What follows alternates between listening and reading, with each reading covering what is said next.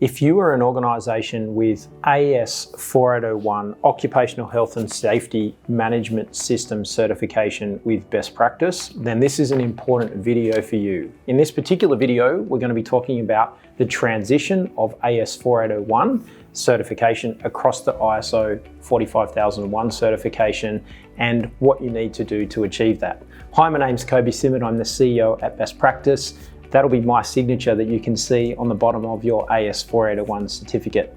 This is an important community announcement for you guys. I want to talk you through, and I've got some notes here to go through with you, what you need to consider in terms of transitioning and what you need to start preparing to transition your certification across to ISO 45001. I just want to point out at this point in time that AS 4801-2001, this particular standard, has been repealed. It's been repealed by an international standard. So here in Australia, we led the way in 2001 with the production of an occupational health and safety management system specification. At the time, it was very closely aligned with the environmental management system specification 14001, and the Aussies got together and said this is a great opportunity. New Zealand jumped on board and we had an Australian-New Zealand standard produced.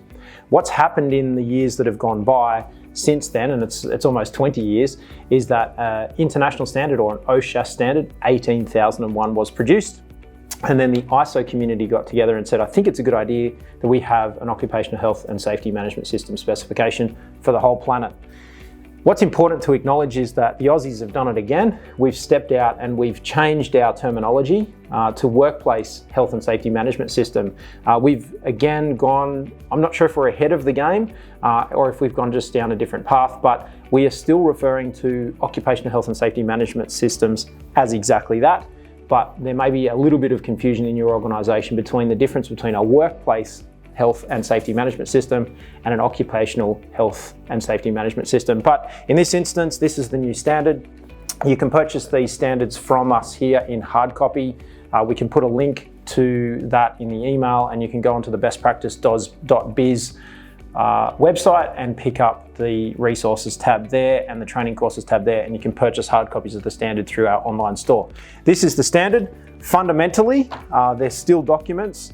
And fundamentally, they are not significantly different. They're not significantly different in the context of what we're doing. They're not significantly different in the context of what they're asking you to do.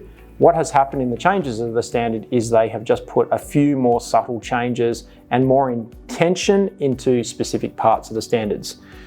So what I'm going to do in this video for the remainder of the time is give you something that you can follow through. There's a number of great resources available here with Best Practice that help you through this process. As a client of Best Practice, you have access to the ISO 45001 training course in your Training Academy subscription that comes with your certification. If you haven't accessed your free courses, please contact your principal Best Practice contact, whether it's your Best Practice assessor or one of the team in the operations section of Best Practice. They can help you with your access to your online courses. They come with your subscription and your certification subscription. They're all included as part of the package. So there's a full course where we go through this standard.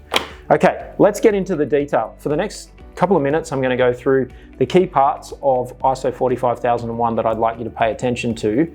But I want to start by saying that you don't need to make enormous structural changes to your management system. It's not something to be anxious about. It's not something to dread that you need to make significant changes. If you've got an operational occupational health and safety management system that complies with 4801, then you are following the intent of 45001. What I just want to talk you through is that you will need to make some changes. The first and most easy change to make is to go through your management system. If you've got documents, if you've got manuals, if you've built a website, if there are operational documentation, and remove any reference to AS 4801 and do a quick find replace for ISO 45001. The elements still marry up, so they do fundamentally match, if you like, but we want to be removing any reference to the superseded standard. Fundamentally, there are a couple of concepts that have changed where 45001 has actually elevated the significant focus on things like risk, worker, and workplace, and it considers contractors. So the biggest change in ISO 45001 is the consideration of contractors and your supply chain. So the supply chain into your organization, are they contractors, are they suppliers, and your influence over and making safe purchasing decisions. So how can you influence upstream industries to be working safer? And 45,001 is asking you to consider your supply chain. So I appreciate that some of you have service-based industries, design-based organisations, that it's not all about manufacturing and it's not all necessarily about construction, but it is about any type of industry, whether it's service or product focused. If you are confused about what your supply chain might look like, please reach out to me specifically and I can help you with that question. I'm always available in the regular weekly live streams, in our Q&A sections, and you can also message me directly through the best practice email address or reply to the email that we've sent out to you today. The management representative clause has been strengthened, which is the key person in your organisation who is specifically focused at helping you with occupational health and safety and being aware of it. So, job number one is that somebody purchases a copy of the standard and goes through and reads that standard. And it's important that somebody in your organisation understands the requirements to which you are following. And that is applicable for laws and regulations and contracts and customer requirements and operating conditions and industrial relations, all those compliance requirements you've got in your organisation. But in this instance, 45,001 has strengthened the need for somebody in the organisation to be aware of what's in this document. So what we've tried to do here at Best Practice is help you with courses and videos and standards to help you through that. But we need to have somebody as a key contact point. So the link for your organisation to ours here at Best Practice from a compliance perspective. The requirements of the health and safety policy have been strengthened in terms of actually what you're going to document into that and the need for consultation. Now here in Australia, we've been very good with consultation because our laws require us to do that, and at a federal and a state level, our occupational health and safety legislation, or now our workplace, WHS legislation, has helped us to strengthen consultation, but it does actually make it very specific in terms of what to do. If you follow the intention of this standard, then you are following the intention of our laws here in Australia, which is something you need to do anyway.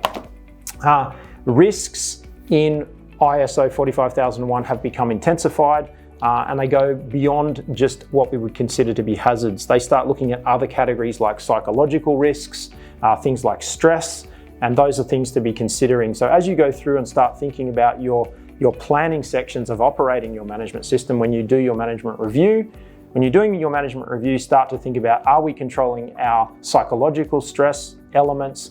Are we controlling all of our physical, chemical, biological, all those elements of stress and hazards and risks through the organisation? Now, I've got some good news for you. The idea of ISO 45001 is that actually reduces the intensity of actually the administrative parts of a management system, and where this is really close to my heart is it pulls out overhead costs from the business. It tries to make the business operate more efficiently, and obviously our goal here at Best Practice is to help your businesses to grow and thrive and be constantly looking at opportunities for efficiency, and that has happened here. So documented information and the intensity of having manuals and policies and procedures and records and all those things documented has been reduced. So what we're getting to do here is think about, what does 2020 as a year through to 2025 look like? What is a modern management system? And 45,001 has reduced the intensity of having everything documented and written down, and that is great news for me because I like to see businesses operating and following the intention in how they operate on a day-to-day basis, not worrying about writing lots of things down. So you'll note, it's obvious by its absence, that I haven't said go and write lots of manuals and procedures and policies and everything for your management system. It's more about considering and demonstrating you've been through the thought process. Obviously procurement, I've touched on that, and your supply chain, so the intensification of the need to consider contractors in your management system and your influence over helping your supply chain work more effectively and safely. So in terms of the final point, which is evaluation of compliance, the requirement to consider whether you are complying with your laws and regulations is important, and it's something to consider, and it's something that we need to be thinking about as we go through the process. The final point for you to consider in your management system is evaluation of compliance. The requirement to review your compliance with legal and other requirements has been intensified. And so previously in 4801, you were required to establish procedures to identify and have access to legal and other requirements. Now in 45,001, it's asking you to evaluate your compliance with legal and other requirements. So, the kind of concept would be to do an audit. So having somebody in your organisation understand the legal requirements, the laws and regulations that your organisation needs to comply with, and then doing an evaluation. Now, that might sound quite onerous, but the directors of your organisation are legally required to provide a safe place of work, so it's good practice to be aware of the laws and regulations. I get it, it's not something that's easy to do, but as leaders of our organisations, we do need to be aware of the laws and regulations from a taxation perspective, a financial perspective, an industrial relations perspective, an environmental perspective, our customer contractual requirements. That's our job as directors and leaders of organisations, to set the time aside to do that strategic work, to understand the playing field and the rules and regulations that we operate within. So 45001 has acknowledged that globally. Directors tend to delegate that and outsource that, and what is happening with a lot of laws and regulations is that's being re-escalated to the director level, so we can be familiar with the roles and regulations that we have. And 45001 is no different. It has followed that policy intent globally with what's happening in governments around the world, and they have driven that requirement. They've said if you want to be best practice from an occupational health and safety perspective, then it is best practice to be aware of the rules and regulations and get on the front foot. So it's not about waiting to get fined or prosecuted, it's about understanding what the rules and regulations are and operating within those rules and guidelines and boundaries on a day-to-day basis. So 45001 has said we need to do an evaluation of compliance. A simple way to comply with that requirement is to do an internal audit every couple of months on the laws and regulations. Sit down, do a review, do some searching to find out what's available, and then working out how it applies to your organisation. If you need help with that, we need some guidance in terms of what might apply that you haven't searched and found, please reach out to your best practice assessor and they can give you some tips and tricks, or even during your audits, some tips and tricks as to whether or not you may have missed some things. So it's good practice to keep a list without asking you to create another spreadsheet in your organisation. It is good practice to keep a list of legal and other requirements that are the most common and most familiar to your organisation, and the places that we go looking for those things is written down in a legal register. Sometimes we'll see codes and regulations and legislation in the back of a safe work method statement or a job safety analysis, JSEA, those kinds of documents. So those would be the places that you would record those kinds of headings of those rules and regulations so that your business can go and look at that stuff and stay abreast of what it requires. So in a nutshell, to finish off this video, the steps for you to go through from today, moving through to a transition from AS 4801 Occupational Health and Safety Management System certification across to ISO 45001 certification, is to actually do a gap analysis and doing that yourself, looking at the changes you need to make in your organisation. So familiarising yourself with the standard and actually doing a read through and saying we need to make some changes, writing yourself a to-do list so that you can go and implement and integrate the new standard into your organisation, and then running a change management process. So is there education and training that you need to run in your organisation to educate people on the changes that you've made? Give people time to digest and absorb that information, and then circle back and see how you're going from a compliance perspective. So it would be gap analysis and reading, then change management and making some changes in the organisation, then rolling out that to your organisation, letting the organisation digest, and then coming to us and asking us for your transition assessment, and we will be doing that over the next 24 months. Now, in terms of the due date is about 24 months from now. It just has been extended, so I can't give you a very specific due date, but I would be strongly recommending that you consider the upgrade to this standard in the next 12 months. So right now, as we record this video, it's the beginning of the 2020-2021 financial year. It's August 2020. And I would be recommending that over the next couple of months, you do your gap analysis and read the standard, and then through to the beginning, the end of 2020, if your business gets quiet through the summer period, if you're in the Southern Hemisphere, basically working on changes to your system so that in the beginning of 2021, you can start rolling out changes and you ready yourself for an assessment in the middle of 2021. That'd be a really good strategic approach. I wouldn't recommend leaving it till the end.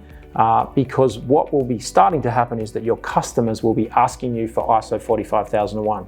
So while the due date of JASANS or IAF certification and change to the standard is a little bit longer and has been extended, I'm getting calls now at the Best Practice Office from your customers, from government departments at a federal and state and local level, wanting to know when you guys will be transferring to ISO 45001 certification. So while there's a due date that's quite stretched, I'm already getting calls, and I'm telling your customers and the people that I have to talk to, the people that are evaluating your tenders and your contracts that call and validate your certificates here at Best Practice, I'm telling them that we're educating you through the process and you guys are working on making changes to your systems and you're upgrading. So let's get together and take a best practice approach to this. Try to be on our front foot, try to be proactive with this process.